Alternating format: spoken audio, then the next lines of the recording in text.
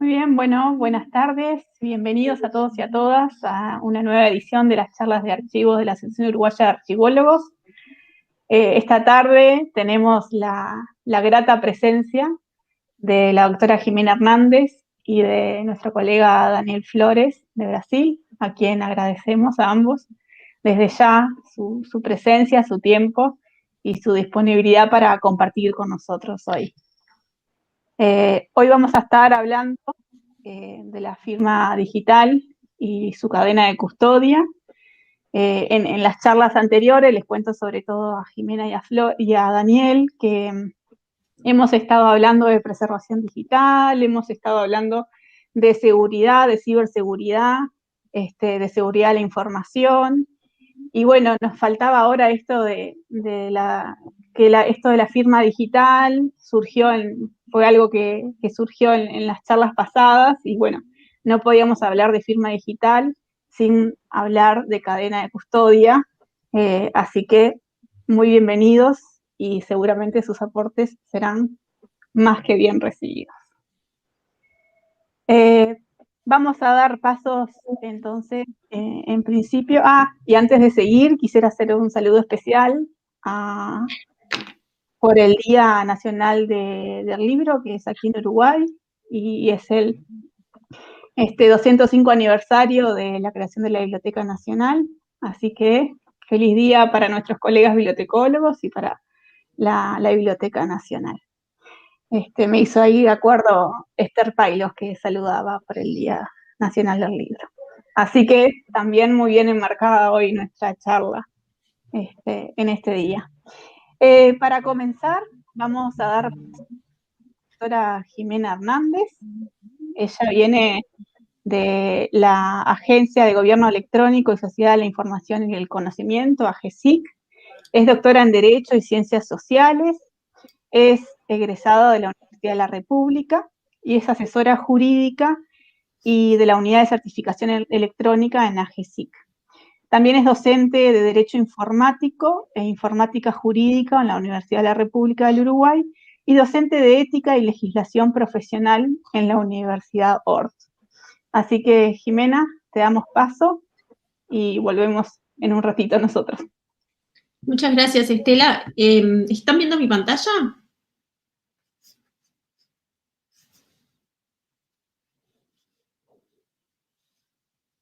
Estela, ¿se está viendo bien? Sí, se ve. Perdón. Bueno, buenas tardes a todos. Primero que nada, agradecer la invitación a participar de este evento, de poder aportar desde el punto de vista del mundo digital, en este caso, lo que es la regulación de las firmas digitales, el uso de firmas en los documentos electrónicos y cómo funcionan dentro de lo que es el marco normativo nacional, que hace varios años ya habilitó su utilización. Así que agradezco mucho a Estela y toda la paciencia de la organización. La verdad que es un placer trabajar con la asociación. Y, por supuesto, saludar al profesor Flores, que no lo conocía personalmente o virtualmente, pero sí he seguido su trabajo y conozco y tengo referencia a su trabajo. Así que es un placer compartir esta instancia con ustedes. ¿Por qué hablamos de firma o por qué una regulación de firma digital? Un poco este es el temario que vamos a trabajar, cómo encara Uruguay la regulación de la firma, por qué regular firmas electrónicas y documentos electrónicos. También hablar un poco de los documentos, porque ¿verdad? La firma siempre está soportada en algo, siempre firmamos algo, firmamos un documento, por lo tanto tenemos que trabajar sobre la validez de esos documentos y qué pasa cuando empezamos, por ejemplo, a generar copias de esos distintos documentos. También quiero contarles sobre los distintos tipos de firmas y cómo las podemos utilizar, qué valor jurídico tienen. También contarles en qué se está usando la firma, para qué la estamos usando y también todo lo que tiene que ver con la nueva normativa en materia de firma en nube y la independencia de los soportes físicos o de hardware para realizar firmas electrónicas. Primero que nada, contarles cómo se fue dando la evolución de la regulación de la firma en nuestro país. Esta historia comienza con la sanción de la ley, en realidad comienza antes, pero la sanción de la ley es lo que de alguna manera pone el punto de partida porque reconoce la admisibilidad, la validez y la eficacia jurídica de los documentos y de las firmas electrónicas. A partir, un poco antes, porque hay leyes antes, pero la 18600 zanja el debate doctrinario respecto a si podemos usar o no podemos usar firmas, si los documentos electrónicos son válidos o no para cualquier transacción electrónica. A partir de la sanción de la norma es que empieza un proceso de trabajo que implica la creación de todo un ecosistema que le dé justamente soporte a las firmas electrónicas avanzadas con el valor jurídico que tienen. Necesitábamos sumar, ¿sí?, además de la regulación, lo que se llama la estructura de firma, la autoridad certificadora a raíz nacional, la PKI nacional, básicamente donde se emite el primer certificado del cual dependen todos nuestros certificados de firma, y también que aparecieran quienes son los actores también más importantes de esto, que son los prestadores, o sea, aquellos que nos van a dar a nosotros, a los usuarios, una firma. El primer prestador en aparecer fue Habitat Sociedad Anónima, ¿sí? Es un prestador desde el año 2014, también el Correo Nacional es prestador de servicios de firma. Luego fuimos evolucionando también en un proceso de transformación de lo que es el documento de identidad electrónico. Seguramente muchos de ustedes ya tienen su cédula de identidad electrónica y si no la tienen, diríjanse en cuanto termine la emergencia sanitaria a la ADENIC a obtener su documento de identidad electrónico, ¿sí? No hay que perderla, no hay que denunciarla, simplemente por el proceso de cambio tecnológico la ADENIC accede a la renovación de su cédula. ¿Qué ganamos? Muchas cosas con el tema de la cédula digital. Primero, que salimos de una estructura de documento de identidad que ya estaba obsoleto en varias partes del mundo. Recuerdan, algunos todavía quizás la tengan, la cédula en cartón, plastificada, ¿verdad? Con muy pocas medidas de seguridad respecto a su emisión, por más que lo emitió una entidad estatal, tenía ciertos problemas de seguridad. Pasando ya a una documentación electrónica que contiene en sí misma toda la documentación asociada a mi identidad, nada más y nada menos. También cumple con la normativa internacional para viajes, por eso hoy podemos utilizar en los países del Mercosur y algunos otros también la cédula de identidad electrónica para viajar, porque permite una verificación electrónica de identidad a través de la comprobación de determinados rasgos. También los pasaportes, después trabajamos en hacerlos digitales, pero esencialmente, además de contener la identidad, las cédulas de identidad electrónicas contienen una firma electrónica avanzada. Esta decisión se toma como consecuencia de la necesidad de que la firma electrónica llegue a más personas. Al principio la firma empezó más asociada a el Estado, a determinadas transacciones, por ahí los escribanos tenían, los abogados también, porque algunos organismos públicos nos obligaban, entre comillas, a tener esa firma, pero con la cédula lo que buscamos hacer fue justamente un proceso de democratización en cuanto al acceso al certificado de firma. Básicamente, no tiene costo ese certificado, es el costo de la renovación de la cédula. Y ahí, hace ya varios años que se está trabajando en ese proceso de renovación, que viene ya, ahí está un poco atrasada el conteo que tiene esa presentación, más o menos estamos en los 2 millones de firmas, de cédulas, emitidas. Igualmente, les aclaro que en el caso de los menores de edad, las cédulas no se emiten con firma, como consecuencia de que los menores no tienen capacidad para obligarse, así que en principio no tienen firma electrónica. En realidad, en vez del chip que se ve ahí, tienen un ñandú, creo, o algún animalito nativo.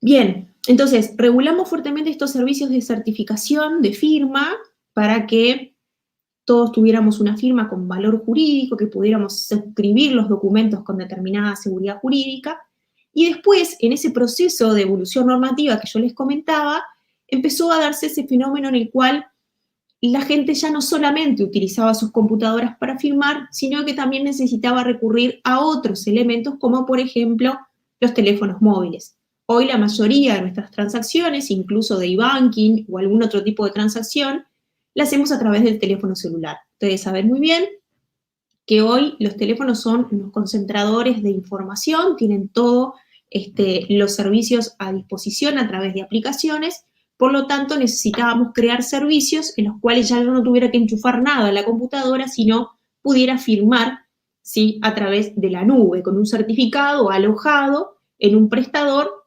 obviamente un prestador de confianza dentro de la lista que proporciona la UCE y AGESIC, y a partir de ahí operar con ese prestador.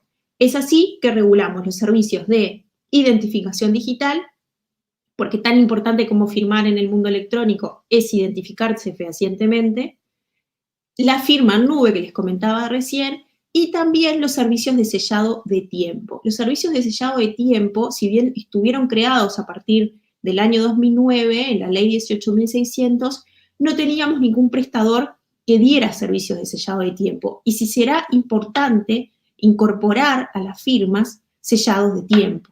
Eso nos permite darle a la firma fecha cierta. ¿Qué sucede? La firma en sí misma no hace fe sobre la fecha. Lo mismo que pasa con la firma hológrafa que ponemos en un papel.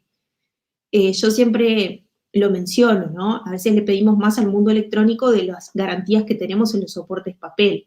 Y acá pasa lo mismo. La firma hológrafa en sí misma no da fe sobre la fecha en que fue estampada en un documento. Después habrá verificaciones que lo permitan. Entonces, desde el punto de vista tecnológico, una firma electrónica para tener fecha cierta tiene que ser acompañada de un sello de tiempo.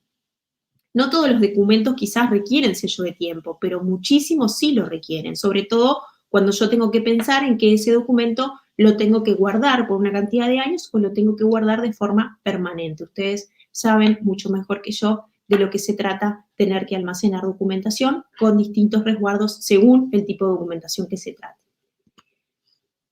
La ley 18.600 reguló, ¿sí?, documentos y firmas. ¿Por qué documentos? Porque siempre suscribimos algo, ¿sí? El documento electrónico básicamente cumple la misma función que cumple en el papel. Es una representación, en este caso digital, de un hecho o de un acto. Lo mismo que sucede cuando es papel. Lo que cambia es el soporte, es inmaterial. Ya no lo voy a tener tangible, no voy a tener el expediente en el escritorio, la historia clínica en el escritorio, sino que lo que voy a tener es un documento electrónico, un documento digital. Ese documento, ¿sí?, es generado o emitido electrónicamente, se produce a través de un sistema, básicamente abro un documento de Word, escribo un documento, tengo un documento electrónico. Ingreso los datos en la declaración de impuestos, ingreso toda la información que me pide y automáticamente se genera un documento que es la declaración. Lo mismo podemos decir de un montón de documentación que se emite digitalmente. Hoy, la mayoría de la documentación que emitimos es en soporte electrónico, sin perjuicio de que después, como les puse ahí, puede hacerse público mediante una tecnología, lo puedo imprimir, ¿sí?, lo puedo compartir, tengo opciones respecto al manejo de ese documento. Y permite también la posibilidad de interactuar, ¿sí?, con otros documentos, de ser transferido de otra manera a lo que puede ser el documento papel.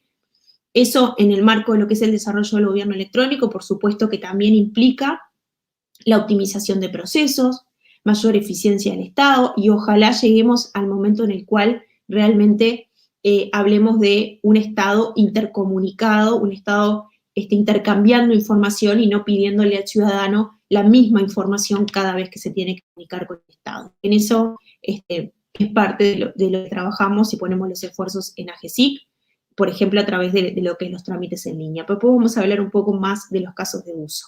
Lo cierto es que a partir de la ley 18.600 hay una equivalencia funcional entre los documentos papel y los documentos electrónicos. No podemos decir más que no valen esos documentos. En la medida de que generamos documentación electrónica, también tenemos que preguntarnos qué va pasando con las copias que vamos generando. Y ahí yo les puse las 3 hipótesis posibles, ¿no? Podemos tener un documento electrónico y generar, ¿sí?, una copia electrónica. También tengo la opción de generar una copia electrónica de un documento papel, y acá es importante que se tenga en cuenta que el original va a ser el papel, lo que voy a tener es una copia electrónica, que conviene, en el caso que corresponda, cuando se hace esa copia electrónica, incluirle una firma electrónica, ¿sí?, y eventualmente un sellado de tiempo. Y la tercera opción es la copia papel de un documento electrónico, ¿sí?, que este es el más común porque en general seguimos imprimiendo expedientes, documentación, ¿sí?, para tener ese soporte papel. Acá tiene que quedar claro que la copia, ¿sí?, es el papel. salvo que le demos, sí, algún carácter auténtico a través de una intervención, como podemos hacer siempre que hacemos una copia auténtica de un documento. Pero lo esencial acá, o lo que les quiero tratar de dejar, es que los documentos electrónicos, si nacen electrónicos, ese es el original, no el que imprimo posteriormente. Y eso es importante desde el punto de vista jurídico. Esta regulación está establecida en la legislación nacional, un poquito después de la ley de firma, fue necesario empezar a regular entonces el tema de las copias electrónicas porque se generan también en el marco de la utilización de los instrumentos digitales, ¿no? La otra parte de todo esto es la firma. La firma electrónica, ¿sí?, cumple la misma función que cumple una firma hológrafa. ¿Sí? Después vamos a ver las diferencias entre las firmas comunes y las firmas avanzadas, pero esencialmente, ¿sí?, lo que va a permitir una firma electrónica es identificar al firmante de un documento. En el caso de la firma electrónica, queda anexa a el documento electrónico que se firma. Y este es un requisito esencial. Lo mismo que la firma hológrafa queda estampada en un documento, papel, la firma electrónica tiene que quedar anexa electrónicamente a el documento electrónico que se firma. ¿Para qué? Para poder identificar al firmante, que a través de ese documento se obliga, adhiere a algo o cualquier obligación o cuestión que pueda contener un documento electrónico. Firma electrónica pueden ser varias cosas, ¿sí?, en sentido amplio. Básicamente puede ser desde la utilización de un código secreto, por ejemplo, esto es muy utilizado por los sistemas de e-banking. Una vez que yo me logueo en el sistema del banco, me autentico, luego cuando quiero realizar alguna transacción, ¿sí?, me pide una firma, que puede ser un PIN, una tarjeta de coordenadas, un número randómico, o sea, pueden ser bastante distintas opciones, pero lo cierto es que funciona, ¿sí?, en ese ámbito como una firma, ¿no? Yo tengo un contrato con el banco, tengo una relación contractual, el banco ya sabe quién soy yo y me da credenciales para autenticarme y una firma para suscribir transacciones. Otras opciones, ¿sí?, son las que derivan de la biometría. La biometría básicamente lo que hace es estudiar aquellas cuestiones que como seres humanos nos individualizan, ¿tá? Como es, por ejemplo, la huella, que es la técnica biométrica más común. También hoy se está hablando muchísimo y se está utilizando también lo que son las técnicas de identificación facial. Muchos teléfonos celulares la tienen y también es utilizada incluso en el marco de la pandemia. De alguna manera el tema de la identificación facial ha cobrado mayor fuerza. También la voz es un rasgo biométrico. Digo, hay varios estudios a propósito de la biometría. Quizás la más usada y la que ustedes pueden llegar a utilizar también es la huella, ¿no? Y después tenemos las firmas que se fundan en criptografía. La criptografía básicamente es una ciencia que deriva de las matemáticas y lo que busca es disimular o ocultar mensajes, ¿sí? Básicamente, no sé si se acuerdan cuando había algunos juegos que se suplantaban las letras por un símbolo, ¿sí?, o por una imagen asociada a esa letra. Entonces, cuando se escribía el mensaje, se escribía con ese símbolo o con esa imagen. Eso, básicamente, lo que hacía era cifrar de manera bastante casera un mensaje, ¿sí? La criptografía lo que busca es eso, ¿sí?, que el mensaje, entre que se emite y llega al receptor, se transmita de una manera que nadie lo pueda interceptar, nadie lo pueda conocer, ¿sí? Por eso de las claves privadas y las claves públicas. Lo esencial es que el mensaje llegue íntegro a quien es el destinatario del mensaje.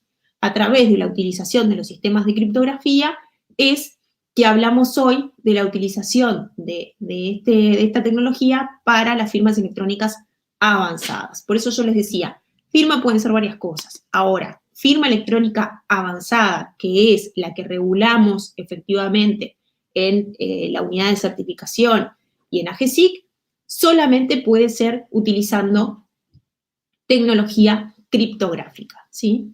La firma electrónica avanzada exige la identificación del firmante, ¿ah? O sea, el firmante tenemos que verlo alguna vez, tiene que ir presencialmente para que lo podamos identificar. También exige la ley que hay algo que él tenga bajo su exclusivo control, ¿sí? Básicamente tiene que controlar el certificado, tiene que controlar su clave privada, ¿sí? Lo que activa el proceso de firma es la inclusión de mi clave privada. Los que tienen cédula y no se acuerdan de la clave pueden hacer el trámite en la ENIC para restablecer su clave de acceso. Esencialmente, el manejo de la clave depende también de lo precavido que seamos con el uso de nuestros contraseñas, ¿verdad? Ya lo vieron, yo sé, en estas sesiones ya hablaron de seguridad de la información. O sea, a veces me preguntan, bueno, pero ¿qué pasa si pierdo la cédula? Bueno, si usted pierde la cédula, tiene que hacer lo mismo que si perdiera la cédula cartón, tiene que hacer la denuncia. ¿Qué va a implicar la denuncia? Que el certificado de firma que la cédula contiene se va a revocar automáticamente, justamente por un tema de seguridad. Ahora, si ustedes tenían un sticker pegado a la cédula con el PIN que activa su firma, ahí no hay sistema criptográfico que subsane ese tipo de errores o ese tipo de conductas negligentes. La firma tiene que poder ser verificada por terceros, o sea, cuando yo recibo un documento electrónico firmado electrónicamente, voy a poder ver la firma, voy a poder ver el certificado, justamente, que es el que me emite el prestador de servicios de certificación, y es equivalente a la firma hológrafa. Ahora vamos a ver con qué calidad, gracias a que la ley le reconoce, en la medida de que se cumpla con estos requisitos y me la otorga un prestador acreditado, todos los efectos que tiene una firma hológrafa. En nuestro país tenemos básicamente lo que es la firma de persona física, esa que les conté que teníamos en la cédula. También existen las firmas electrónicas de persona jurídica. Estas se utilizan específicamente para software, para sistemas en donde se firma en forma automatizada. Por ejemplo, en la emisión de información registral, el registro público hoy ya lo hace digitalmente y firma con una firma de persona jurídica. Si no hay una persona física que realice la tarea de firmar, sino que se hace automáticamente. También están las firmas de persona física con actividad empresarial. Estas firmas puntualmente se crearon para los sistemas de facturación electrónica, de unipersonales y servicios personales. Quizás a alguno de ustedes ya le haya tocado tener esta firma. Y luego están las firmas avanzadas con custodia descentralizada, o firma en nube, como les decía, esta firma que me permite prescindir del hardware y realizarla en nube. Ahí les puse algunas imágenes simplemente a forma ilustrativa. Así luce un certificado de firma. Ese es un certificado que tiene anulados los datos, pero básicamente vamos a poder ver quién lo emitió, de quién es y el periodo de validez, lo cual no es menor, porque cuando yo verifico la firma de un documento, tengo que fijarme que al momento de la firma, por eso también es importante el sellado, ese certificado que se utilizó para firmar era un certificado válido al momento de la firma. No importa que después ese certificado se venza, si al momento de realizarse la firma el certificado era válido. También ahí les puse la imagen de un token, capaz que ustedes ya lo conocen, ya lo tienen, y por supuesto los documentos de identidad que contienen todos una firma electrónica avanzada. ¿Qué efectos tienen estas tres figuras? El documento electrónico, la ley es clara y dice satisface el requisito de la escritura, es lo mismo que un documento escrito, tienen el mismo valor y el mismo efecto jurídico que los documentos escritos. Después podríamos hablar en materia de documento electrónico, lo que tiene que ver con el soporte en el cual se encuentra ese documento. Hoy todos hablamos de PDFA, mañana o pasado tenemos que pensar en lo que tiene que ver con la forma en la cual preservamos ese documento y el soporte es un elemento esencial de esa preservación. La firma, ¿sí? La que podía hacer varias cosas, la que podía ser un usuario y contraseña, la que podía ser un rasgo biométrico, va a ser válida cuando es admitida por las partes que se proponen utilizarla. Por eso les puse el ejemplo del banco. Yo tengo un contrato con el banco, ¿sí? Un contrato de servicios, y utilizo determinado medio de firma que el banco me proporciona. Básicamente, ambos admitimos que esa forma de firmar las transacciones es la válida entre nosotros. Ahora, si yo a un documento le tengo que dar un efecto jurídico superior, necesito utilizar una firma electrónica avanzada. La firma electrónica avanzada tiene la misma validez y eficacia que una firma autógrafa u hológrafa, puesta en documento público o documento privado con firmas certificadas. O sea, el mayor efecto que puede tener un documento en nuestro país es la de ser documento público o privado con firmas certificadas. Siempre nos preguntan, bueno, ¿pero qué me conviene usar? Y yo siempre respondo en el sentido de cuál es la documentación que se pretende suscribir. ¿Sí? Si es, como les decía, algo que van a manejarse entre partes, que no necesariamente tiene que ser oponible a un tercero, bueno, podrá utilizarse una firma común o una firma digital. Ahora, si es un documento que necesita oponibilidad, que en algún momento lo tengo que poner a un tercero, que necesito asegurarme el no repudio de ese documento, voy a tener que utilizar una firma electrónica avanzada. Si quiero firmar una declaración jurada, tendré que usar, que además tiene consecuencias penales, por supuesto, cualquier falsedad, voy a tener que usar una firma electrónica avanzada. Y así con cada documento que voy a suscribir. Ahora, ¿por qué esa firma tiene los efectos que tiene? Porque depende de toda una estructura que la soporta, de la cual formamos parte, AGESIC y la UCE, de una autoridad certificadora a raíz nacional, ¿sí? Que básicamente es un conjunto de hardware y de software que emite el primer certificado de Uruguay en el año 2011. Pusimos en funcionamiento todo este andamiaje, se emitió el primer certificado de la RUT nacional y a partir de ese certificado se emiten los certificados de los prestadores y los prestadores emiten nuestros certificados. Por eso nosotros siempre lo ejemplificamos como una cadena de confianza, ¿sí? Todos somos eslabones de esa cadena y todos nuestros certificados están vinculados a través de la autoridad certificadora raíz nacional.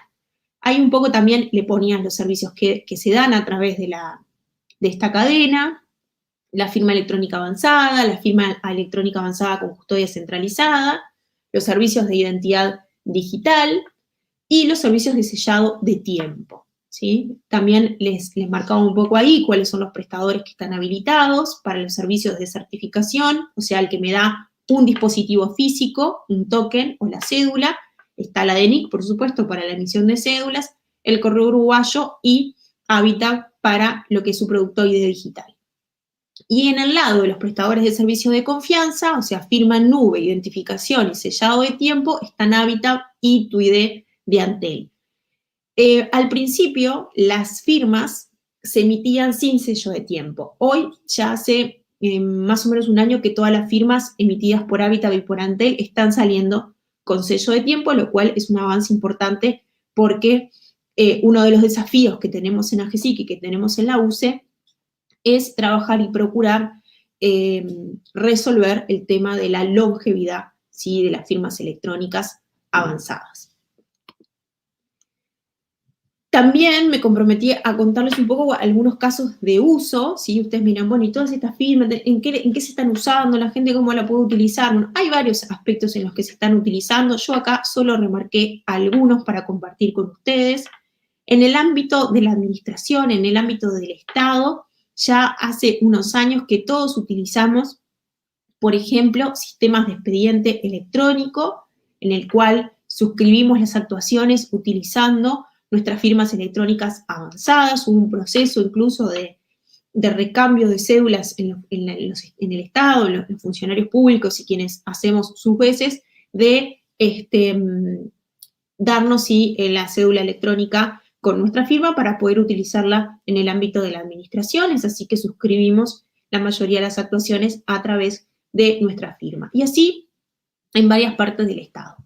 También quería mencionarles lo que es el proceso asociado a los trámites en línea, que es otro gran proyecto que tiene AGESIC y que tiene el país. No sé si se acuerdan, en el 2015, cuando en el acto de toma la presidencia, se anuncia que se quiere que los trámites estén 100% en línea, o sea, que las personas puedan realizar los trámites en línea. A partir de ahí, la maquinaria se empezó a mover para que esto fuera una realidad, ¿sí?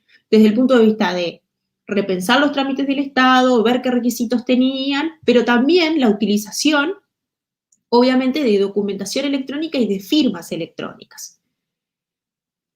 Eso vino de la mano de ese proceso que les decía de tratar de democratizar la firma a través de las cédulas de identidad, ¿no? Porque si las personas quieren hacer trámites con el Estado y tienen que firmar, también hay que procurar los medios para que eso suceda. Entonces, en el marco del proyecto de trámites en línea, se dio una utilización bastante interesante o se da y se está dando una utilización interesante de lo que es la firma. Les puse también tributación y aduana. El sistema aduanero nacional ya funciona hace varios años a través de sistemas de firma, ¿sí? Sobre todo para lo que es el tráfico de mercaderías y demás. Y en el ámbito tributario también se ha dado un proceso de transformación. Las personas podemos utilizar nuestras firmas electrónicas para suscribir declaraciones juradas, incluso si somos proveedores del Estado, para vincularnos con el Estado en todo lo que tiene que ver con los procesos de compras públicas estatales y demás, digitalizadas, ¿verdad? Y incluso abrir una empresa utilizando credenciales y utilizando firmas electrónicas. Por eso me parece importante mostrarles también ese caso de uso. Y también quería comentarles el uso que se le está dando a las firmas en el ámbito de la salud. Ustedes saben que en nuestro país se está dando un proceso de transformación importante hacia la digitalización de la salud, ni que hablar por supuesto, a partir de lo que fue la declaración de emergencia sanitaria y la necesidad de que las personas no nos moviéramos, el uso de las firmas tuvo un crecimiento importante, pero puntualmente en el ámbito de la salud digital y en el ámbito del manejo de una historia clínica, es muy importante utilizar, ¿sí?, firmas electrónicas que cumplan la misma finalidad que cumplían las firmas hológrafas. Y en el caso de la historia clínica electrónica nacional, que es un proyecto que ya tiene unos años en nuestro país y que lo que pretende es que todos tengamos una continuidad asistencial a través de la información clínica de cada uno de nosotros. Eso implicó la posibilidad también de que pudiéramos controlar, ¿sí?, el acceso a esa información clínica a través de una plataforma que se llama MiHCD, a través de la cual accedemos siempre utilizando una firma electrónica avanzada. Eso es así y esa definición se toma como consecuencia de que estamos hablando del acceso a información de salud, del acceso a historia clínica por parte de su titular, sí, pero no deja de ser información de salud que tenemos que resguardar la forma en la cual se accede a esa información. Esto simplemente es un panorama, son algunos casos de uso. Cada vez queremos que las firmas electrónicas se utilicen más, ¿sí?, para que justamente las transacciones puedan tener un grado alto de seguridad, porque lo que se busca regulando las firmas electrónicas básicamente tiene que ver con la necesidad de brindar seguridad jurídica a las transacciones electrónicas, que cada vez son más. Cada vez son más, no solamente dentro de un ámbito nacional, las personas ya no nos movemos solamente en el ámbito de nuestros países, ¿sí?, ni que hablar de los fenómenos asociados a Internet, todo lo que por allí podemos hacer, del tema de que ya no existen fronteras o límites geográficos en lo que es el ciberespacio y por lo tanto las personas nos vamos moviendo en ese ciberespacio, a veces sin tener una noción clara de que estamos en ese ciberespacio, pero esa es para otra jornada. Es importante que las firmas uruguayas, la firma de un ciudadano uruguayo tenga validez fuera de fronteras, así como también reconocer firmas electrónicas emitidas por otros países, siempre que cumplan los mismos estándares que Uruguay tiene, que es un poco lo que les venía comentando, respecto al uso de las firmas. Por eso es que también empezamos a buscar acuerdos fuera de fronteras para que la firma valga fuera de fronteras, la firma uruguaya. Logramos un acuerdo en el ámbito del Mercosur, esto fue en diciembre del 2019, que entre los países del Mercosur nos reconocimos, ¿sí?, la validez de las firmas emitidas por otro país del bloque. Fue un hito muy importante. Hoy ese acuerdo, Uruguay se encuentra ya muy cerquita de terminar el proceso de suscripción, porque esto lleva todo un proceso administrativo de depósito de ratificaciones, porque es un tratado internacional. Argentina ya lo hizo. Uruguay está muy cerca, también está muy cerca Brasil, y en la medida de que eso suceda y podamos también extenderlo a otros países, podemos darle a las personas mayor movilidad en cuanto al manejo de su documentación electrónica, a la necesidad de presentar documentación electrónica en otros países, sobre todo en este contexto en el que vivimos de pandemia, pero también por todo lo que implica los procesos de inmigración y todo lo que ustedes conocen respecto a la movilidad de personas, de bienes y de servicios entre países. Así que ahí están enfocados los esfuerzos. Quería hacerles un panorama lo más general posible, ¿sí? Del uso de las firmas, que ahí estoy de vuelta, del uso de las firmas y sobre todo tratar de utilizar estas herramientas, o el mensaje que buscamos es utilizar estas herramientas para el beneficio de las personas, ¿sí? Para el beneficio de los habitantes, no solo los ciudadanos, es en beneficio de todos. Entonces, las herramientas de gobierno electrónico necesariamente necesitan seguridad para las transacciones, lo cual entendemos que la firma y los documentos, y las firmas electrónicas son elementos fundamentales.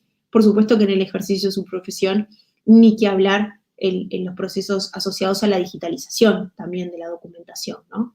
Porque yo siempre digo, nos tocó la época de transición, no nos tocó ni vivir en el 100% papel, ni vivir en el 100% digital. Acá estamos, entonces tenemos que hacer lo que podemos con las herramientas que tenemos, pero con garantías jurídicas. Es un poco lo que quería transmitirles con esta presentación. Muy bien, muchísimas gracias, Jimena, súper clara. No es por nada, pero creo que de las primeras veces que escucho hablar a un abogado y que me atrae tanto lo que está exponiendo, ¿no? Porque es verdad que a veces cuando no somos del palo jurídico como que se nos hace un poco tedioso, pero la verdad que fue súper clara y muy atrapadora tu charla. Muchísimas gracias. Muchas gracias, Estela. Me quedo por acá. Genial. Sí. Bueno, ahora Jimena nos presentó el documento electrónico, la firma electrónica, así que ya tenemos el objeto digital ahí pronto para que Daniel nos hable sobre su cadena de custodia.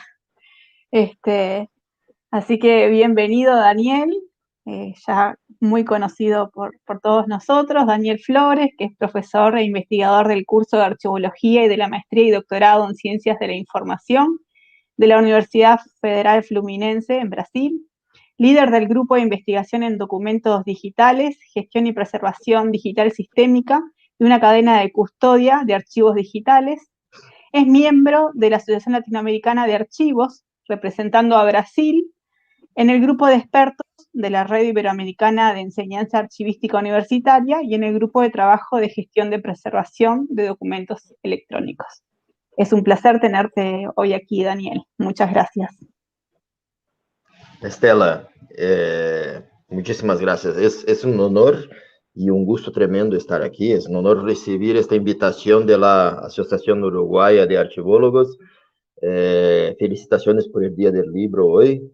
Estoy encantado de haber oído la presentación, pues este contexto todo presentado por la doctora Jimena, y vamos a hablar justo sobre archivamiento y preservación de las firmas digitales en cadena de custodia. Pues Estela me va a ayudar a compartir pantalla. Tuve un problema aquí para compartir la presentación. Esta presentación estará compartida con todos vosotros, estoy seguro. A ver si ahí está. Podemos empezar. Pues vamos a hablar sobre las firmas digitales, el archivamiento, la preservación digital y la cadena de custodia. Podemos pasar, Estela. Y podemos pasar unos 2, 3, porque el próximo está a la dirección que podéis acompañar la presentación. Podemos pasar otra. Ahí está. La firma digital. La firma digital es una declaración de autenticidad. Cuando afirmo eso, ya estoy diciendo cómo que identificamos esta firma. ¿Y qué hace? Esta firma digital garantiza el autor y el principio de no repudio, pero la firma digital no garantiza la autenticidad. Esto sí es una afirmación muy contundente, vamos a discutir sobre eso, incluso porque en varios países las legislaciones que se elaboran se pone que la firma digital garantiza la autenticidad, la confiabilidad y la preservación de los documentos. En verdad, ninguno de estos principios son garantidos por una firma digital. vamos a comentar sobre esto. Puede pasar, por favor. Finalidad de la firma digital. Pues garantizar la presunción legal de autoría de un documento digital o electrónico. Vamos a enfocar en los documentos digitales, porque son justamente los documentos que tienen principio de complejidad y especificidad. Los electrónicos hacen parte de los electrónicos, los documentos analógicos. No es nuestro objeto, no es lo que estamos preocupados. Estamos preocupados con la complejidad y especificidad de los documentos digitales, que se obsolecen muy fácilmente, que son fáciles de ser adulterados a lo largo del tiempo. Otra finalidad, producido originalmente en medio digital, o sea, los nativos digitales. Es una presunción iuris tantum. Esto quiere decir que es una presunción relativa, válida hasta que se pruebe algo en contrario. No es, la firma digital no es una presunción iuris et de iure. ¿Qué quiere decir? Que significa que una presunción que no admite prueba en contrario y por lo tanto puede ser considerado una presunción absoluta. No, no, para nada. El autor, quien ha firmado el documento. Es esta que es la finalidad de la firma digital. Seguimos. Pues en Brasil, la infraestructura que hemos adoptado, que hemos llevado a cabo, la PKI brasileña, es la ICP Brasil, la infraestructura de llaves públicas brasileña. Es una infraestructura muy robusta, muy consistente, muy segura. Seguiré con las cuestiones de archivamiento, preservación y cadena de custodia, pero antes vamos a comentar algo. Tenemos una autoridad de registro, las AR, que identifican las personas, pues muy bien presentado por la doctora Jimena, la autoridad certificadora que emite las llaves, el par de llaves, y la AC Raíz, que en Brasil es la ITI, el Instituto de Tecnología de Información, que fiscaliza la cadena certificadora, toda la cadena certificadora. El certificado digital es la cartera electrónica. Su objetivo es una eficacia probante. Es para eso que queremos que un documento digital tenga eficacia probante. De igual forma, un blockchain, una infraestructura de blockchain, es otra forma de autenticar documentos digitales, pero aún no de preservar en cadena de custodia. Esto porque los blockchains es un sistema de hacer un hash de autenticación y que se comparte en una red de confianza, estos hashes de confianza, y que serán minerados por varios puntos, pero que no se eleve el documento. El documento debe de ser preservado bajo una custodia del productor o del sucesor preservador. Y algunas veces vemos que se ofrecen algunas soluciones como blockchain, nos eximiría la necesidad de preservar los documentos. Basta con firmar documentos con blockchain, tendrías documentos auténticos, preservados y etc. Pues no. Es otro sistema de certificación, es otro sistema de firma, de garantizar la autenticidad. Seguimos entonces. La firma digital debe ser preservada. ¿Por qué? Bueno, en primer momento, el TSI defiende que la firma digital sí que debe ser preservada, sí que es necesario que se preserve las firmas y los sellos de tiempo, los checksums y los sellos de tiempo. No queremos decir aquí que sea exclusivamente la firma original. No, para nada. Donde podría ser la firma de un notario o un informe de validación en el momento de captura o de ingesta en un repositorio archivístico digital confiable, justo en el momento de archivamiento, de recolecta para preservación, acorde a la norma ISO internacional OAIS 14.721. Y, por supuesto, pues este repositorio debería de estar auditado y también certificado por las ISOs, por las normas ISOs internacionales, la 16.363 y la 16.919.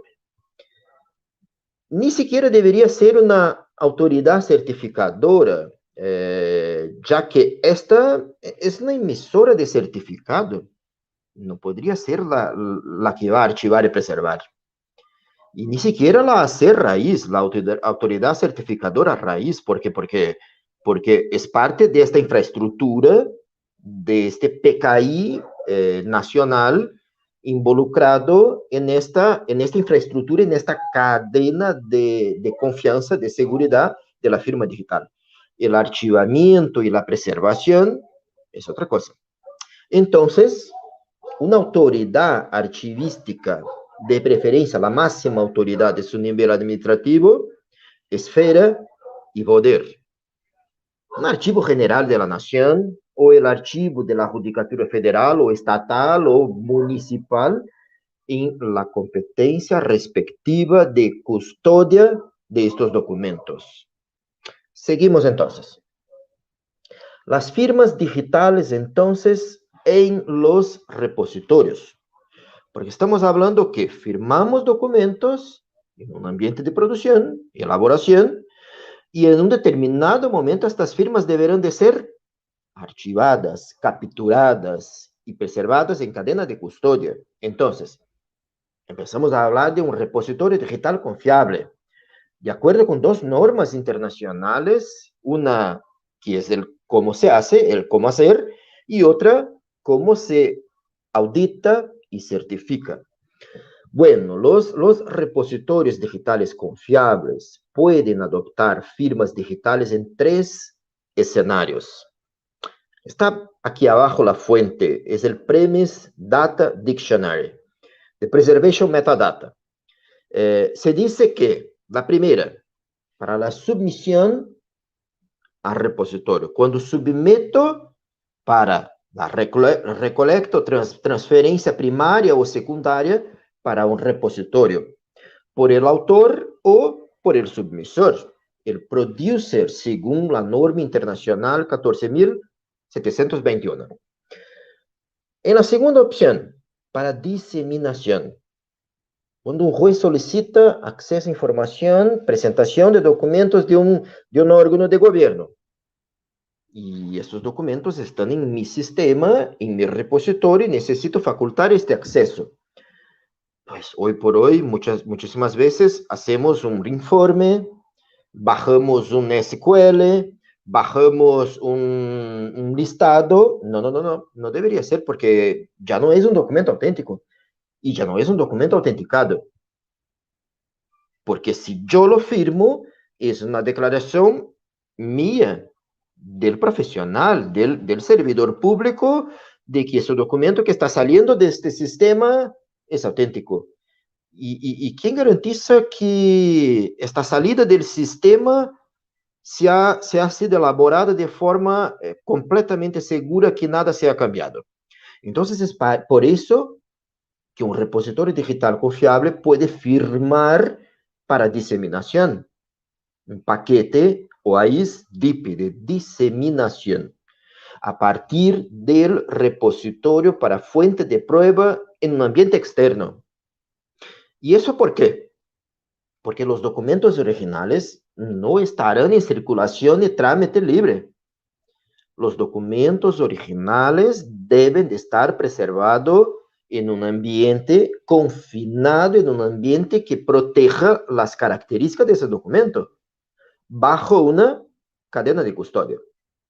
Y la tercera opción, para su propio almacenamiento en el repositorio archivístico digital confiable.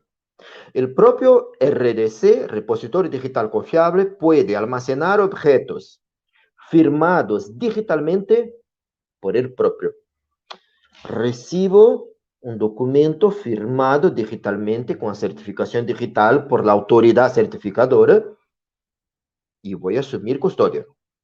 Este documento puede perder esta firma en los cambios, en las estrategias de preservación, conversión, emulación a lo largo del tiempo. Ni siquiera el sellado del tiempo va a garantizar su plena autenticidad, su efectividad probante. Es para eso que los repositorios digitales confiables van a firmar este documento. ¿Por qué? Porque asumieron la custodia en una cadena de custodia ininterrupta. Seguimos. Hablamos ahora sobre autenticidad y confiabilidad archivística. Seguimos, porque es más específico. Cuando hablamos de un documento archivístico digital, y cuando hablamos que ese documento debe de ser, y queremos que sirva de fuente de prueba, de testimonio, de memoria, activado, ¿no? De patrimonio, de garantía de derechos y de plena ciudadanía, este documento debe de ser mantenido auténtico. La primera pregunta es cuando vemos alguna legislación sobre firma digital, sobre una infraestructura de llaves públicas de PKI, que dice que firmar un documento garantiza la autenticidad, y nosotros decimos que no, porque la autenticidad archivística es más amplia. Necesitamos, pues estudiar el concepto un poquito mejor. ¿Qué es mantener un documento auténtico? Es controlar su transmisión. Una firma digital no controla la transmisión. Es controlar, para seguir auténtico, es controlar su preservación. Una firma digital no garantiza su preservación. Por ejemplo, yo puedo firmar este documento con mi certificado digital y dejarlo en este disco duro, y este disco duro, pues, se apaga, y se apaga todo, pierde su documento. ¿Ese documento seguirá preservado? Pues no. Y si aplico sellados del tiempo en este documento, pues de igual forma, no es la firma, la garantía de autoría que va a garantizar la preservación. Porque la preservación es otra cosa, la preservación no es el firmado. Además de la preservación, la custodia. O sea, este documento debe de estar bajo partes conocidas, jurídicamente autorizadas para mantener, cuidar, preservar a lo largo del tiempo esos documentos. Yo no voy a confiar en un documento del Ministerio de Hacienda que no está bajo custodia del Ministerio de Hacienda y que está bajo custodia un Ministerio de Turismo de otro país, porque su custodia se ha interrumpido, su cadena de custodia está interrumpida. Una prueba debe de tener su cadena de custodia garantizada. Estos tres elementos para que sea auténtico, pero miren, tres elementos: transmisión, preservación y custodia, con dos componentes, que son identidad y integridad. Aquí la integridad, la firma tiene un papel muy importante porque garantiza así la integridad. Y nosotros trabajamos con elementos de metadatos para la identidad. Entonces, miren cómo la firma es muy importante, la firma digital, pero no garantiza solita la autenticidad. Seguimos para la confiabilidad ahora. ¿Cómo garantizamos la confiabilidad? Debemos garantizar la completeza de este documento, que la firma digital no garantiza la completeza. Debemos garantizar la forma fija, el contenido estable de un documento. ¿Una firma garantiza la forma fija? Pues no, yo puedo firmar con mi certificado digital un documento que no tiene forma fija y no tiene contenido estable, y tendremos un problema muy serio más adelante en la preservación de largo plazo, porque no es papel de una firma digital.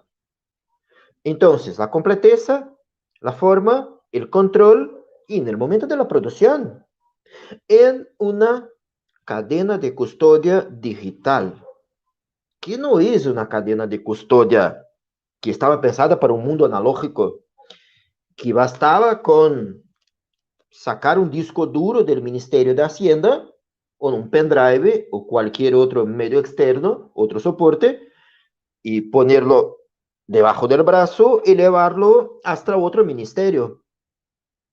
Esto estaría muy bien para una cadena de custodia pensada para un mundo analógico, en un entorno analógico. Ahora no más, ahora en un entorno digital, este momento que bajo un PDF o una oitiva en MP3, algo se puede cambiar de este documento. Además de todo eso, necesitamos de contexto. Necesitamos de una navegación multinivel. Los documentos son archivísticos porque tienen contexto. Fueron producidos en consecución de las actividades y funciones del órgano. O sea que debe de ser garantizada su clasificación, su valoración, su temporalidad, su contexto y su navegación multinivel. Algo que no se puede garantizar única y exclusivamente con firmar un documento y dejar ese documento en un storage, en un soporte, en una estantería. Esto sirve, o esto debería servir, tanto para los documentos nativos digitales como para los representantes digitales, para las digitalizaciones. Esta es otra preocupación muy grande. Los órganos de gobierno están digitalizando documentos, sacando fotos, representando, firmando y poniendo en un sitio web, en una página web, en un disco duro, etcétera, etcétera, creyendo que con esto estos documentos seguirán auténticos, confiables, preservados a lo largo del tiempo. Pues por lo que hemos visto, no de forma alguna. Incluso porque la firma tiene su fecha de caducidad, porque con el pasar del tiempo las tecnologías van evolucionando. Miren, debemos nos preocupar con la autenticidad, la confiabilidad y la cadena de custodia. Seguimos entonces. Con eso, vemos que la autenticidad es distinta de la autenticación. Y muchísimas veces confundimos y decimos que al firmar un documento está garantizada su autenticidad. No está garantizada su autenticidad. Está garantizada su autenticación. ¿Por qué? Porque autenticidad es la calidad del documento, ser justo aquel que ha sido producido y mantenido a lo largo del tiempo. La autenticación no garantiza la autenticidad del documento. Garantiza la autoría. Ya un documento auténtico sin autenticación puede ser auténtico, puede, porque fue mantenido. Seguimos. La autenticidad archivística es contextual y referencial. Miren, en un contexto empresarial, en un contexto de gobierno, si tengo un documento que autoriza un servidor a hacer un curso de posgrado en una determinada instancia, es un expediente o es una solicitud, y si no está bajo una cadena de custodia, muy pronto un otro documento que se denega esta autorización y después un otro documento con una otra solicitud para avaliar otra vez esta solicitud, se puede autorizar otra vez. Miren si estos documentos no están bajo un sistema controlatorio, si no tiene un contexto. Si puedo sacar o apagar uno de estos documentos firmados y poder cambiar el contexto, la relación orgánica de esos documentos, las autoridades. Un documento de archivo, mismo que autenticado con una firma digital, debe garantizar su contexto, su organicidad, sus relaciones horizontales y verticales, la relación orgánica y multinivel bajo un sistema archivístico digital con requisitos que garanticen su autenticidad y confiabilidad. Seguimos entonces, la autenticidad es más compleja. Llegamos ahora a la preservación digital sistémica. Es una preservación digital que está basada en normas, en modelos, en estándares, como el modelo OAIS ISO 14721. Una preservación digital que tiene un ecosistema de preservación, producción, preservación y acceso, incluso el acceso, incluso, que debe de ser auditado y certificado por las normas ISO, la 16.363 y la 16.919. Seguimos. Esta preservación digital sistémica contempla todos los 3 modelos externos del modelo AIS, todas las entidades externas, perdón.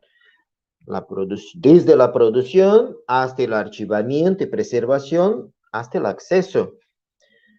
No basta con producir un documento de forma auténtica y confiable y después dar acceso en una plataforma que no tiene requisitos, en un sitio web que puede ser invadido y adulterado, hackeado, craqueado, etc. Seguimos.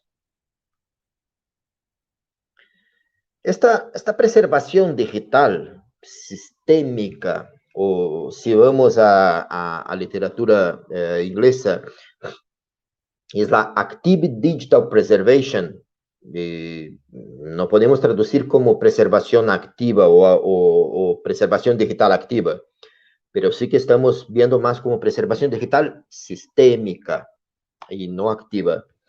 Es una preservación, vamos a considerar antes que la preservación digital pasiva, y perdón por llamarla de pasiva en este momento, o la preservación no sistémica, va a continuar existiendo. Sí, porque tenemos documentos que son analógicos y que serán representados al ambiente digital.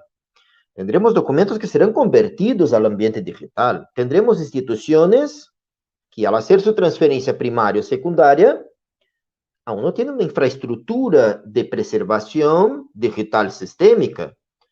Mi archivo municipal aún no tiene un repositorio digital confiable, auditado y certificado para recibir los documentos del Ministerio de Hacienda en cadena de custodia. Entonces, ¿qué? Se puede exportar con todos los cuidados, con declaración de autenticidad, y poner en un soporte externo, un medio externo, y llevarlo hasta el custodiador. Esto no es la preservación digital sistémica.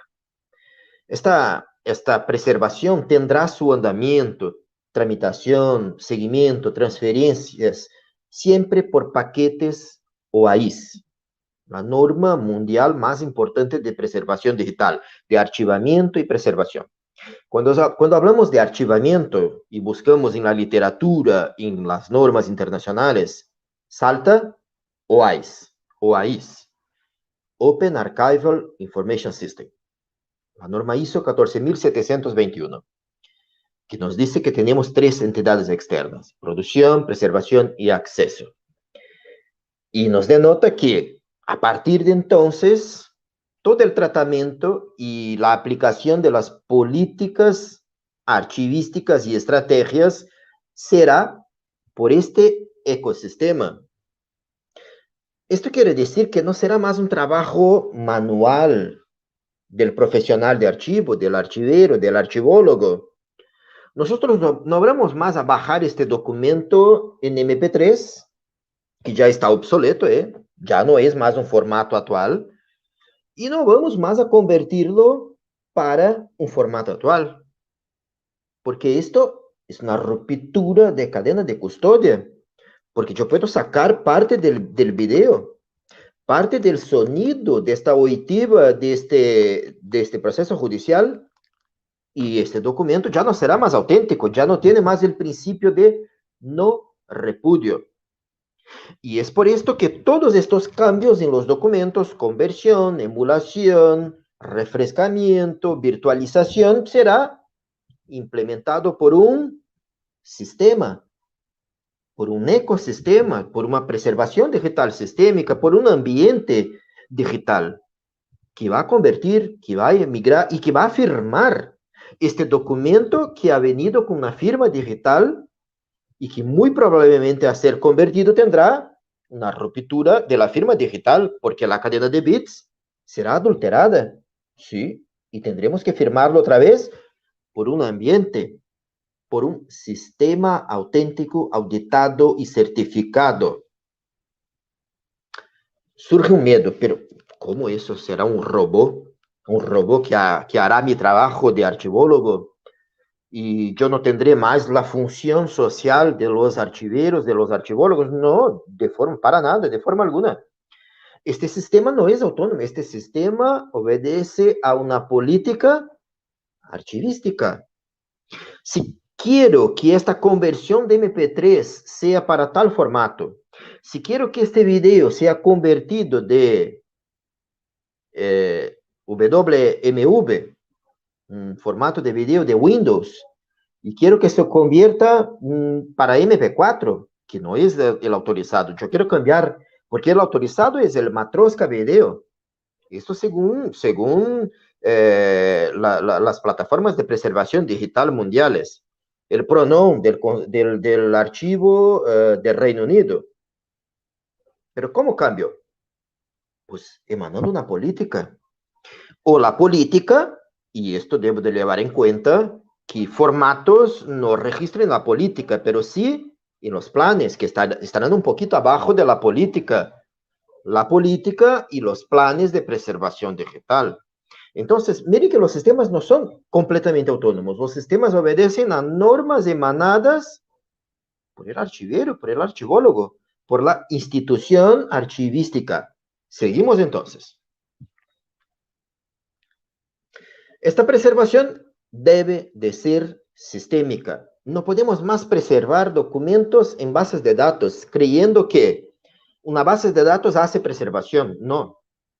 Muy al contrario, el mundo todo está caminando para preservar incluso las bases de datos. Hay el formato ahora europeo que se llama e-Archiving Building Block. El padrón e-Arch es un padrón de paquetes ZIPs para recolecta, para submisión a repositorios digitales confiables. Es el padrón europeo. Y que sirve para preservar bases de datos, datasets. ¿Por qué? Porque las bases de datos no se preservan. No preservamos en las bases de datos. Preservamos ¿dónde? Según la preservación digital sistema. Preservación digital sistémica, perdón. En repositorios archivísticos digitales confiables. En cadena de custodia. En RDC, auditados y certificados. Debemos superar la barrera de la preservación digital enfocada en medios, en soportes, en discos duros, en pendrives, etc. Y solo aplicando estrategias de preservación digital. Voy a convertir este pendrive. Mañana voy a convertir este disco duro. Pasado mañana, pues voy a migrar o virtualizar estos documentos de la Secretaría de Hacienda. Esto es ruptura de la cadena de custodia. Esto no funcionará más porque esto es del pasado, de un determinado tiempo, y ahora necesitamos hacer una preservación basada en un ecosistema que elaboramos políticas, planes, instrumentos normativos y decimos a las plataformas archivísticas con requisitos que implementan justamente estas políticas. Hay que ir más allá de las estrategias de preservación digital sin un abordaje sistémico, contemplando así modelos, normas, padrones, requisitos. Y aquí destaco el caso brasileño de la resolución 43 del Consejo Nacional de Archivos. Seguimos. Ahí está la evolución, la línea del tiempo del modelo OAIS. El OAIS, el Open Archival Information System, la norma más importante del mundo para archivamiento y preservación, con un abordaje sistémico que ha nacido pues en la NASA, ¿no? Con problemas de preservación que la NASA tenía, que ha creado este comité, el CCSDS, en 82, en 90, este convenio con la ISO y muy pronto hemos llegado al modelo OAIS y ahora revisado y ahora estamos ya en el OAIS 3. Seguimos, el pre-magenta, Seguimos.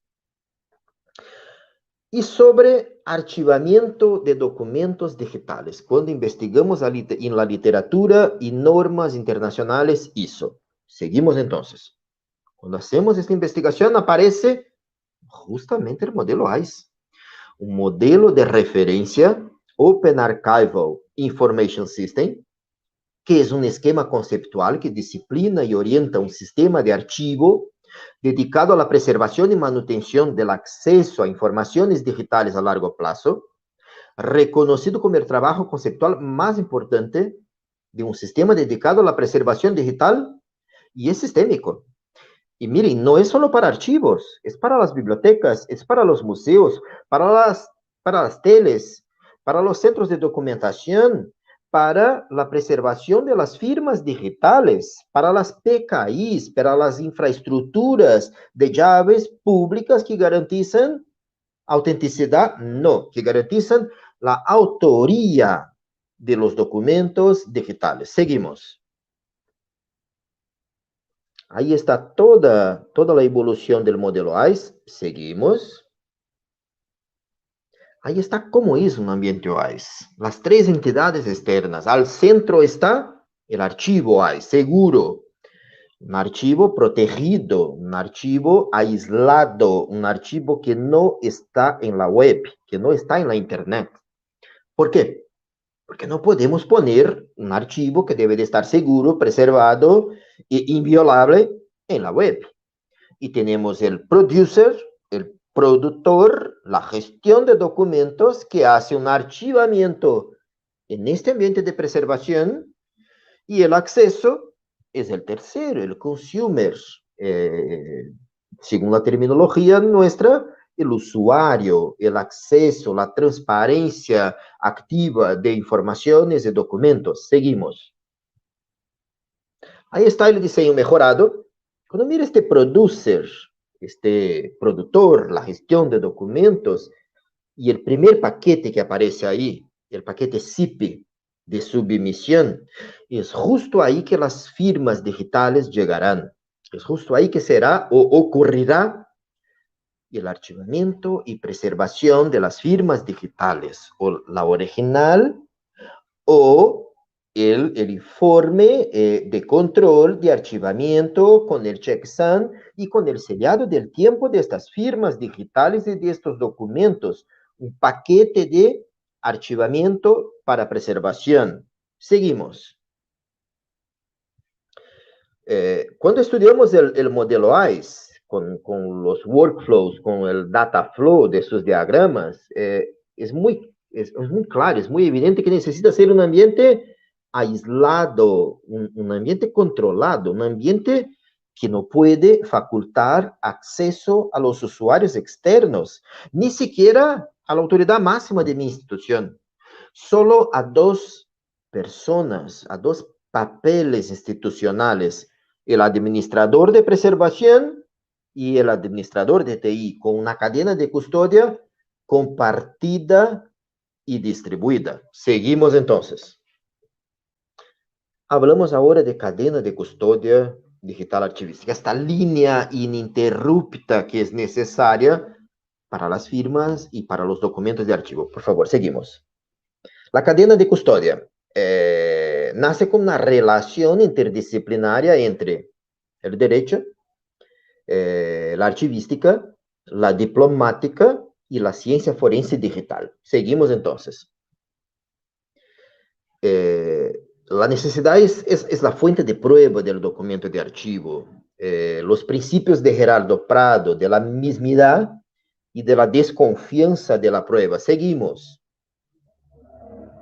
Es necesario con eso demostrar de forma documentada la cadena de custodia y toda la trayectoria que fue desarrollada desde la recolecta hasta la inserción en un expediente judicial y su valoración judicial. Seguimos. El vocabulario jurídico de Plácido de Silva no presentaba este termo entonces, que este es el movimiento de localización. Seguimos el concepto de cadena de custodia. Según el diccionario de terminología archivística, es la sucesión de entidades o personas que tuvieron la custodia de un conjunto de documentos desde su creación hasta su custodia, adquisición en un archivo o repositorio. Seguimos entonces. Para Jenkinson, 1922, nos decía que si existe una custodia ininterrupta, una unbroken custody, la posibilidad de falsificación es nula, pues hubo cuidados por parte del custodiante en cuanto a la protección de los documentos. Seguimos también. Aquí la cadena de custodia, según la resolución 37 del Consejo Nacional de Archivo, justo cuanto a la presunción de autenticidad de los documentos archivísticos, nos dijo que debemos tener un control de la forma y del contenido del documento. Se dice que esta presunción está basada por la confirmación de existencia de una cadena de custodia ininterrupta o ininterrumpida, perdón por el español, desde el momento de la producción del documento hasta su transferencia para la institución archivística responsable para su preservación a largo plazo. Con esa cadena de custodia ininterrumpida, el tiempo en que los documentos estuvieron sob protección del productor o del sucesor puede causar dudas sobre su autenticidad. Seguimos.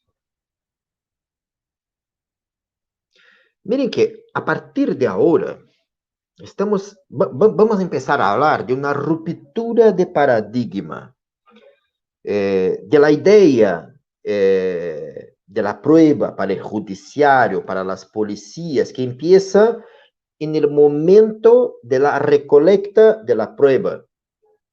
Justo en el momento. Miren que este momento ya no es suficiente. No basta con controlar la cadena de custodia justo en este momento. Necesito que la cadena de custodia sea controlada desde la producción de los documentos digitales. Seguimos entonces. Esta es una ruptura de paradigma. Para eso está ahí este material de Hurtel, de Peter Hurtel. Seguimos porque tengo una traducción nuestra. En esa traducción que hicimos, Hurtel nos dice que en un entorno analógico, la simple transferencia física y legal de los documentos de una institución productora para una institución custodiadora ya serviría para garantizar la cadena de custodia. Esto con documentos analógicos, esto con un entorno analógico. Con un entorno digital, ya no es así. Yo no puedo sacar un documento de un entorno y llevarlo debajo del brazo porque es una ruptura de cadena de custodia. Las transferencias deben de ser hechas sin ruptura alguna. Deben de ser hechas por sistemas informáticos que obedezcan a políticas archivísticas. Seguimos. Aquí tengo un otro abordaje de la autenticación de esta cadena de custodia que ahora es digital, que es la información preservada sobre el documento y todos sus cambios, que demuestra que un dato específico estaba en un determinado estado en una fecha y hora. Seguimos también. Aquí nos dice que los correos electrónicos para que sirvan de fuente de prueba y las migraciones necesitan de cadena de custodia. Más un ejemplo. Vamos a seguir.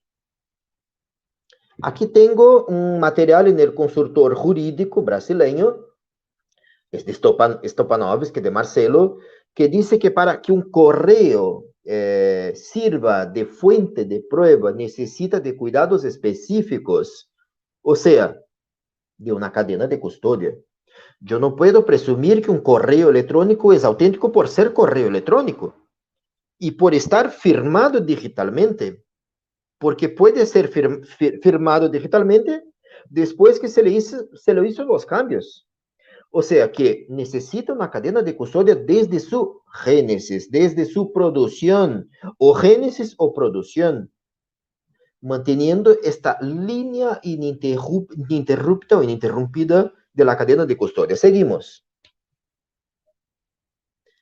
Para eso necesitamos archivar los documentos y archivar las firmas digitales. Si no están archivadas, no están seguras. El ETSE ya dijo lo mismo. Las firmas digitales necesitan ser archivadas. Seguimos entonces. ¿Qué necesitamos archivar? Las firmas digitales, los datasets, los sitios web, los correos electrónicos, las fotografías, los datos de investigación y etcétera. O sea que para garantizar la autenticidad necesitamos archivar. Archivar bajo una cadena de custodia. Seguimos también. Y para eso, el repositorio digital confiable, el modelo OAIS, la ISO 14721. Esto es un documento brasileño, ¿eh? La ISO 14721 dice cómo funciona un modelo OAIS. Pues en Brasil hemos elaborado, el Consejo Nacional de Archivo ha elaborado un repositorio digital confiable archivístico en su resolución 43 del Consejo Nacional de Archivo y ha creado el acrónimo RDC-ARC, Repositorio Digital Confiable Archivístico. Entonces es un repositorio especial con complejidad y especificidad para los documentos archivísticos. Seguimos. Para eso necesitamos de una cadena de custodia digital archivística, un principio aplicable a los documentos digitales, considerando que esos documentos son complejos y específicos, que debemos asegurar que estos documentos de archivo no hayan roto su custodia digital, manteniéndonos siempre confinados en entornos digitales con requisitos archivísticos homologados por cada país. Y si no tengo requisitos de mi país, pues de la norma ISO internacional, hasta su custodia permanente, acceso y eliminación, garantizando así que fueron mantenidos auténticos, confiables y preservados, garantizando la fijidez en el tiempo con un enfoque de la preservación digital sistémica. Seguimos. La pregunta es, ¿no estamos caminando para un escenario de inseguridad jurídica cuando imaginamos que firmar un documento y no archivarlo más, y no preservarlo, no estamos cambiando la relación del Estado con los ciudadanos? El siguiente, por favor. Esta es la seguridad jurídica, el conjunto de condiciones que tornan posible que las personas tengan un conocimiento anticipado, previo y reflexivo de las consecuencias directas de sus actos y todo lo que pasa con su relación con el Estado. Seguimos. Aquí está la ley brasileña 13.964 que cambia sobremanera el concepto de la cadena de custodia en el derecho. El concepto de la cadena de custodia ya había cambiado en los archivos para una cadena de custodia digital, desde la génesis hasta la preservación permanente y el acceso. Ahora, con esta ley brasileña, ley anticrime, y no voy a comentar sobre su contexto, pero sí solamente sobre la cadena de custodia, en donde este autor nos dice que Badaró, nos dice que ahora tenemos un concepto más amplio, una ampliación de la cadena de custodia. ¿Por qué? Porque cualquier material puede ser fuente de prueba de la naturaleza real. No se limita más a las cosas materiales. Puede ser un registro sonoro, puede ser una llamada telefónica, puede ser un correo electrónico, puede ser un informe firmado digitalmente con un certificado digital de alguien. Y que todos estos documentos necesitan de archivamiento, cadena de custodia y preservación digital sistémica. Seguimos. Para encerrar, entonces, las consideraciones finales con todo lo que hemos comentado y que incluso el concepto de cadena de custodia del derecho ha evolucionado aquí en Brasil con esta ley, que ahora no es solo del momento de recolecta de la prueba, del objeto material, pero sí que debo considerar desde la génesis. No es más la prueba laboratorial, es una prueba que debe de estar considerando una cadena de custodia permanente, que estos correos electrónicos fueron mantenidos auténticos a lo largo del tiempo. Si un órgano de gobierno no archiva sus correos electrónicos, no preserva, sus correos electrónicos no serán auténticos en el momento que ocurre un crimen y que se recolecta este correo, porque ya podría estar contaminado, ya podría ser no auténtico. Esta es la cadena de custodia. La firma digital pasa lo mismo. Por más que apliquemos sellados del tiempo, necesitamos de archivamiento, preservación y cadena de custodia. Entonces, ¿qué necesitamos? Archivar, preservar de forma sistémica los documentos digitales y las firmas digitales, o la original, o el control, el informe de autenticidad de la firma en el momento de captura, incluso con los aliados del tiempo, incluso con los checksums, en una cadena de custodia por una autoridad archivística, custodiante en su esfera de poder, en su competencia, que puede ser un archivo general de la nación, que puede ser un archivo estatal, que puede ser un ente custodiador. Puede pasar, por favor. Con eso, quiero agradecer la invitación, la oportunidad. No sé cómo me fui de tiempo, Estela no ha comentado nada, entonces que he conseguido finalizar mi raciocinio, por más que sea complejo la idea, y ahora estoy a completa disposición para las preguntas, comentarios. Gracias, Estela y doctora Jimena.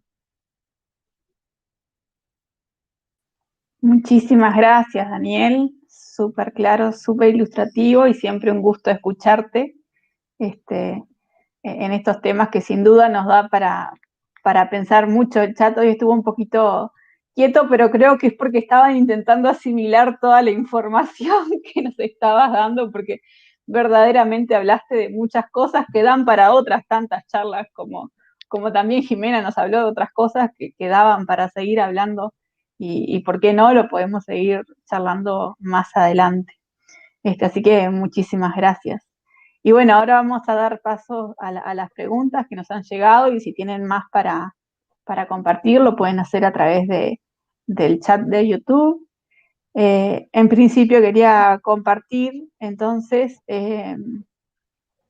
un comentario que nos dejó hoy Esther Pailos, que decía: me consta que todo lo relativo al gobierno electrónico es una enorme excelencia que venimos utilizando desde el 2015 en Uruguay y por tanto quería resaltar el apoyo permanente incondicional que tiene AGESIC en el funcionamiento y en la capacitación.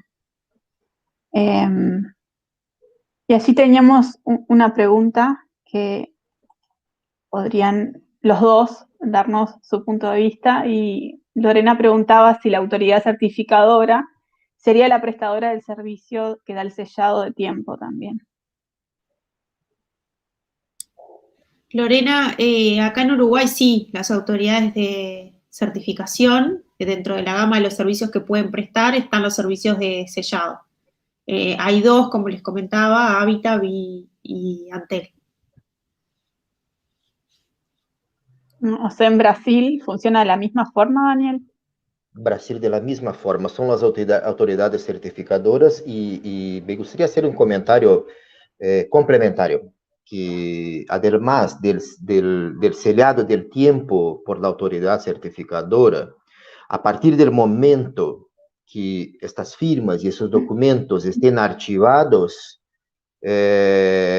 seguirá el sellado del tiempo, pero por un repositorio digital confiable, y que de la misma forma este repositorio digital confiable seguirá con el sellado del tiempo autorizado por una autoridad certificadora. Y por eso os traigo otra vez que hay tres formas de firmas y de sellados, incluso de un repositorio según el modelo PREMIS y la ISO 14721. O sea, para asumir la custodia, la segunda para diseminar los paquetes DIP y la tercera para el propio repositorio archivar. Entonces, las tres formas seguirán siendo conciliados del tiempo de forma automática bajo una custodia digital ininterrumpida. Bien, genial tu aporte, Daniel, para terminar de comprender también este rol, ¿no?, que tienen las autoridades certificadoras y el cómo. Después Lorena también nos preguntaba, dice, entonces los sistemas OIS deben actualizarse y al realizar las actualizaciones no se perdería la información. Por ahí también le compartíamos que en realidad el OIS es un modelo y no un sistema en sí mismo, ¿no? Si eso se pudiera comentar, pues sería magnífico. Es importante porque los documentos necesitan, a lo largo del tiempo, los documentos que fueron firmados y que recibieron sellados del tiempo, necesitan ser preservados a lo largo del plazo. Esto quiere decir que alguna vez la cadena de bits de esos documentos será alterada. Y la firma sí que puede ser corrompida en este momento. Y es por eso que son muy importantes los repositorios digitales confiables. Porque a partir del momento en que un repositorio asume la custodia, por más que se interrumpa una firma digital original, este repositorio seguirá firmando y aplicando sellados del tiempo a largo del plazo. ¿Quién garantiza que de aquí a 50 años los documentos seguirán siendo PDFs A? Pues tendremos otros formatos de documentos. ¿Quién garantiza que conseguiremos abrir de aquí a 100 años los videos de una oitiva o un audio en formato MP3? El MP3 ya está muerto, ya no es un formato actual. Necesita ser migrado, convertido, pero no puedo convertirlo yo mismo, porque esa es una ruptura de cadena de custodia. Esta conversión necesita ser llevada a cabo por un ambiente tecnológico que obedezca a políticas y normatizado por normas ISO internacionales. 14.721, el modelo AIS. Entonces, el modelo AIS es un concepto y hay plataformas que implementan eso, libres o pagas. Entonces, esa es una decisión gubernamental o administrativa, mejor. Pero sí que debemos pensar en eso. Los documentos, sí, seguro que deberán ser convertidos, migrados, emulados, virtualizados a lo largo del tiempo y que las firmas deberán ser migradas, convertidas, archivadas, preservadas también a lo largo del tiempo. Genial. Y ahí, ya que hablaste del software, te traslado a una consulta que hace Steve y dice, ¿qué software se puede utilizar para llevar una cadena de custodia ininterrumpible? Y si eso lo ve un archivero o un informático. Perdón si me equivoco con su nombre, Steve. Steve, pues eso lo ve un archivero e incluso un informático, sí, los dos profesionales. ¿Por qué? Porque la custodia ahora digital no es una custodia exclusiva de un archivero, es una custodia compartida entre los archiveros y entre los informáticos. Esos dos profesionales tienen papeles y mandatos y deben de ser autorizados para ser el administrador de preservación, el archivero o el archivólogo, y el administrador de TI, el informático. Y debe de tener, responsables para cuando pasa algo con el titular. El secundario debe asumir la función de administración. Los softwares que podemos utilizarlo. En software libres, pues hay el Archivemática.